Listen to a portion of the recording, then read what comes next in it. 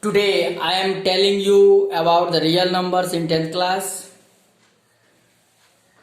This is the first class for NCERT book. Look here. This is NCERT book for 10th class mathematics. First chapter is real number.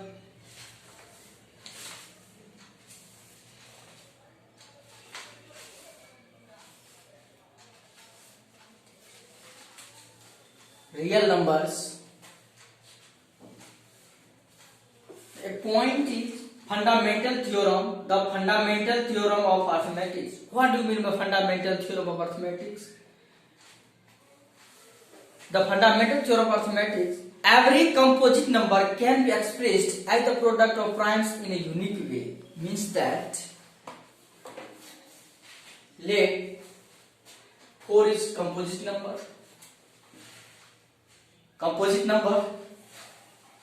and we can write it in the products of primes.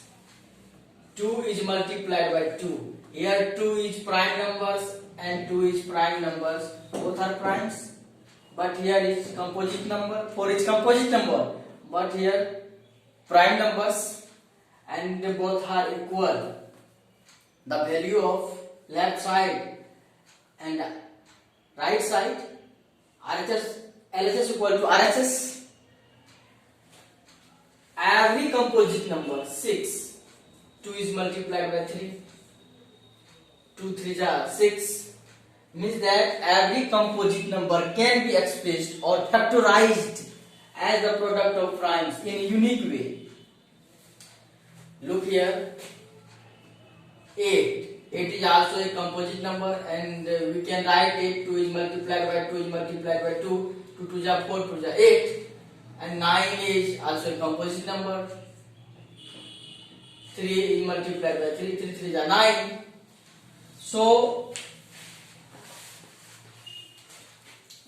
look here, the fundamental theorem of arithmetics in Hindi, सभी भाज्य संख्याओं को, यानी सभी composite number को prime numbers के गुणनखंडों के गुणनफलों के रूप में व्यक्त किया जा सकता है। इसका हिंदी है the fundamental theorem of arithmetics का अंक गणितीय आधारभूत प्रमेय। तो अंक गणितीय आधारभूत प्रमेय का कहना है कि किसी भी कंपोजिट नंबर को, भाज्य संख्या को अभाज्य संख्या के गुणनखंडों के गुणनफलों के रूप में और द्वितीय रूप से लिख सकते हैं। कोई भी भाज्य संख्या लेंगे उसको हम अभाज्य संख्या के गुणनखंडों के गुणनफलों के रूप में लिख देंगे। यही है फंडामेंटल थ्योरम ऑफ अर्थमेटिक्स। यदि इसको लिखना चाहें तो भी लिख सकते हो, इसमें लिखा हुआ है, इसको समझाना था। एक पजल है जो मैं कर रहा हूं, ये पेज नंबर 2 में, एनसीईआरटी 10th क्लास के पेज नंबर 2 में एक पजल है। If counted in pairs 1 will remain, if counted in threes 2 will remain, if counted in force 3 will remain, if counted in 5 4 will remains, if counted in 6 5 will remains, if counted in 7 nothing will remains. My basket cannot accommodate more than 150 eggs. इसका है, कहने का है कि यदि मैं जोड़ा करके गिनता हूं, यदि मैं 2-2 करके गिनता हूं तो 1 शेष बचता है। यदि मैं 3-3 करके गिनता हूं तो 2 शेष बचता है। यदि 4-4 करके गिनता हूं तो 3 शेष बचता है। यदि 5-5 करके गिनता हूं तो 4 शेष बचता है।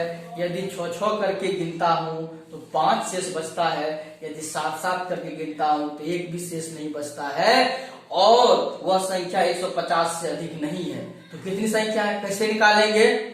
तो इसको हम हिट एंड ट्रायल मेथड से निकालेंगे। इस पजल को अपने से सॉल्व कर लेना है, क्योंकि इसका सॉल्व दिया हुआ, खाली समझ लेना है, यहाँ क्लियर है। मैं ये वीडियो में बताऊंगा, यदि दिक्कत होगी तो। यहाँ मैं सिर्फ इसको दिखा रहा था कि यहाँ लिखा हुआ है ए trader was moving along A road selling eggs. खैर ये कहानी को देख लेना है, मैंने इसका सारांश कह दिया है कि इसका मेन सेंस जो है, ये सिखाने का जो तात्पर्य है वो चीज मैंने कहा। और मैं इससे इस कहानी को और कह दूं कि एक व्यापारी अंडा बेच रहा था, एक आदमी ने उसके बास्केट को पकड़ करके गिरा दिया तो उसके कुछ अंडे टूट गए। उन्होंने पंचायत बुलाया और पंचायत में कहा कि मेरे अंडे तोड़ दिए हैं। तो पंचायत ने कहा कि आपके कितने अंडे तोड़े? तो इन्होंने कहा उस पंचायत में कि यदि मैं 2-2 करके गिनता हूं तो 1 शेष बचता है, यदि 3-3 करके गिनता हूं तो 2 शेष बचता है, यदि 4-4 के गिनता हूं तो 3 शेष बचता है, यदि 5-5 करके गिनता हूं तो 4 शेष बचता है, यदि 6-6 करके गिनता हूं तो 5 शेष बचता है, यदि मैं 7-7 करके गिनता हूं तो 1 भी शेष नहीं बचता है। तो आप लोग ही बता दें कि मेरे टोकरी में कितने अंडे थे, और मेरे टोकरी में 150 अंडे से अधिक नहीं आ सकते।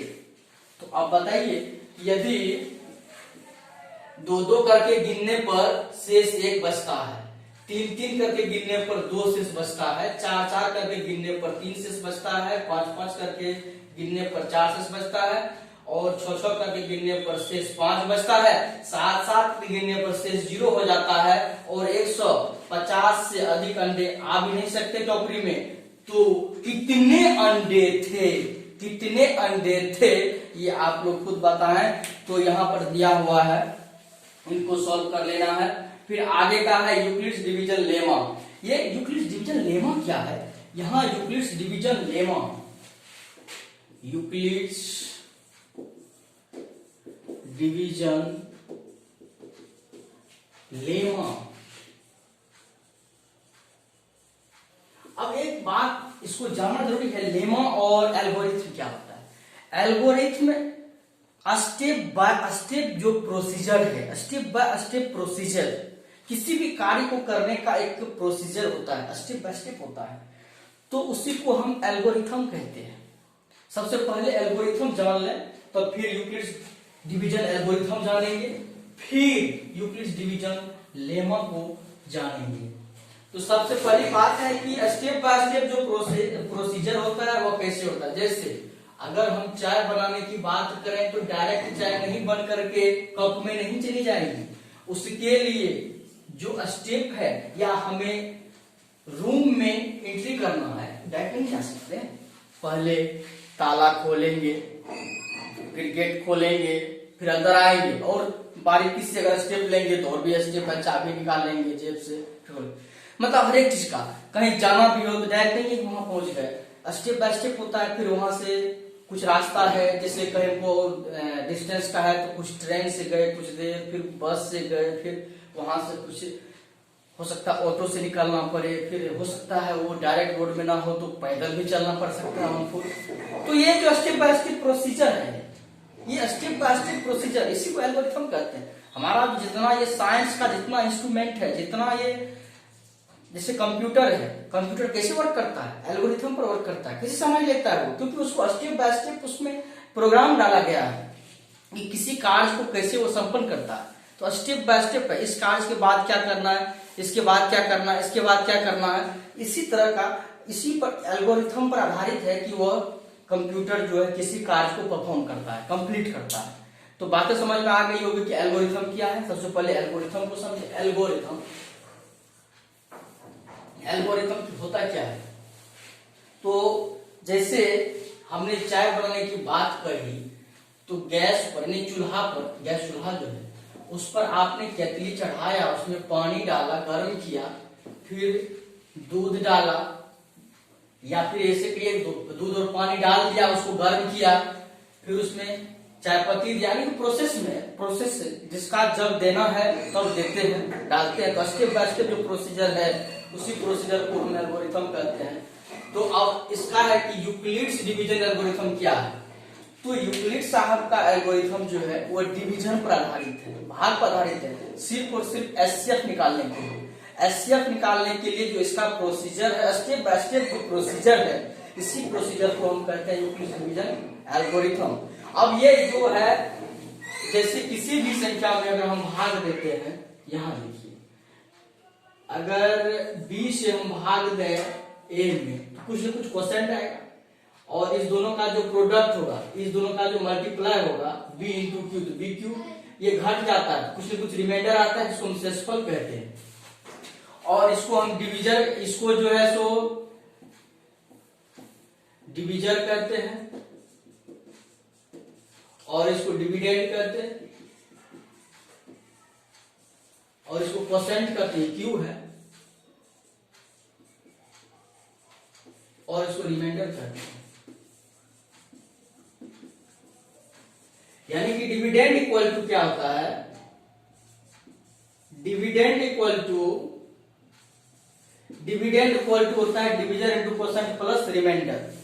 यानी कि भाज्य बराबर भाजक गुना भागफल प्लस शेष, भाज्य बराबर भाजक गुना भागफल प्लस शेष।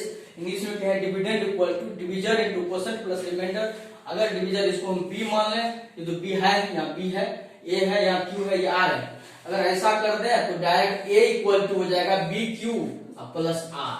अब यहाँ आ गया ना, भाज्य बराबर भाजक गुना भागफल प्लस शेष, यानी कि ये हो गया डिविडेंड, ये डिविजर इंटू क्वोशिएंट है प्लस रिमाइंडर, ये हो गया। अगर इसी का ये जो है यही है, यहाँ यूक्लिड्स ये एल्गोरिथम है। तो यूक्लिड्स मतलब कोई एक formula, step by step procedure, जैसे एचसीएफ निकालने का जो प्रोसीजर है, उसी प्रोसीजर को यूक्लिड्स डिवीजन एल्गोरिथम कहते हैं। तो यहां है कि ए और बी दो धनात्मक, दो दिए धनात्मक पूर्णांक संख्या के लिए लागू होता है, ठीक है। अब बात है कि लेमा क्या है। लेमा क्या एक प्रूवन स्टेटमेंट है, जी प्रूवन स्टेटमेंट है, यानी कि प्रूव्ड किया गया स्टेटमेंट है। इस स्टेटमेंट से दूसरे स्टेटमेंट को हम प्रूव्ड करते हैं।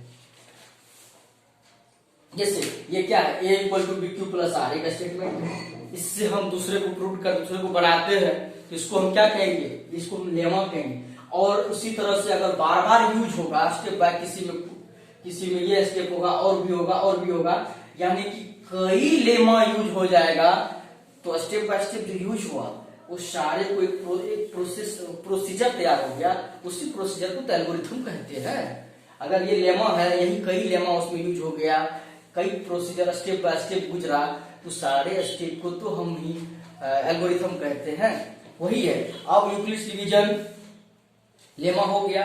अब यहाँ पर लेमा का डेफिनेशन है, एल्गोरिथम का डेफिनेशन यहाँ है।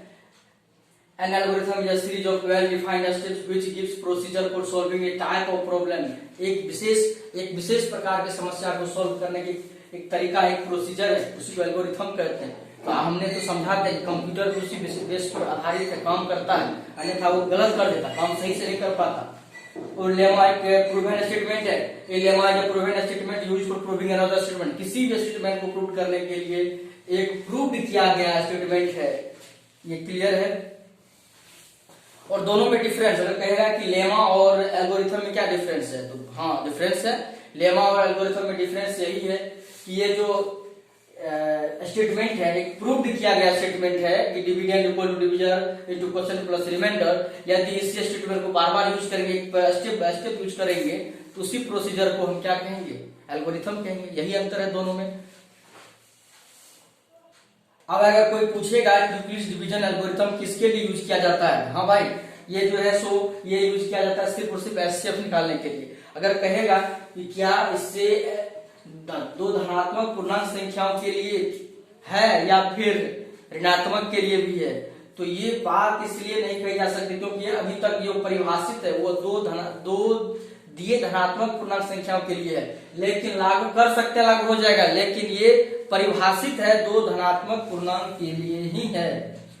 अब है एक्सरसाइज में कि एक्सरसाइज 1.1 है, use Euclid's division algorithm to find the HCF. अब 135, 135 एंड 225 है, इसका एचसीएफ निकालना यूक्लिड्स डिवीजन एल्गोरिथम से। तो इसका अब एक बात है कि इसका जो निकालते हैं वो कैसे निकालते हैं। यहां पर क्वेश्चन है,